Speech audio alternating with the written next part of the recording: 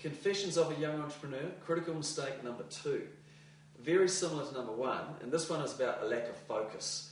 Now, any business owner knows that, when you've got the HR side of things, you've got operations, you've got financials, you've got sales and marketing, you're juggling all these balls, and where do you focus? So focus comes down to, I'm going to firstly start with what you're actually doing.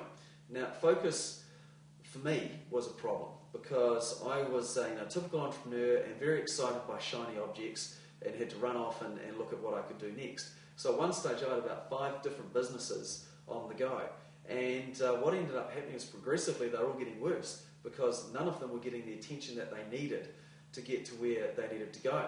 And so for me, I had to start cutting back on those. And I got some great advice from one of my mentors. And he said, I asked him, what does being committed to wealth mean?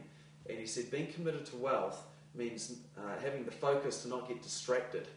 And so I thought about that for a bit. And that was when I started to really cull things. Now, when I got focused, amazing things happened really quickly, and you'll find this for yourself as well. And one particular time was when I was selling one of my businesses, is that I got really focused. And I got focused, first of all, on obviously having it being very profitable. And then from there, I focused on selling it. Now, I wasn't thinking about what I was going to do next. I just focused on what I had to do to get it sold. And so I did that. And amazingly, within 6 weeks, I had my business sold. That's very quick when you're selling a business. And only then, did I think about what was I going to do next.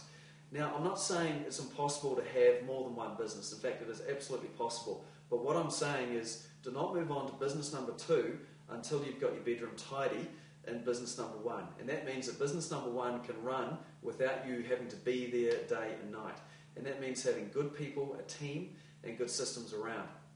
So that's a very important thing to remember. And then in terms of focus, every business owner, entrepreneur has this issue with time.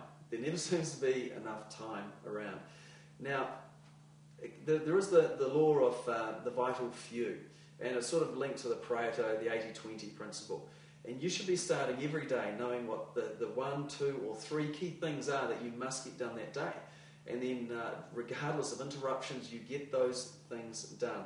So focus really means focusing daily on what you want to make happen for that day, and stepping back, actually focusing on what is your outcome, what is your goal that you want to make happen, and then keeping that at front of mind. So every day you're thinking about the big income, about that big goal. Every week, every month, you're focused on that, and not getting distracted by things that might be exciting in the short term, but they're taking you away from what you really should be doing.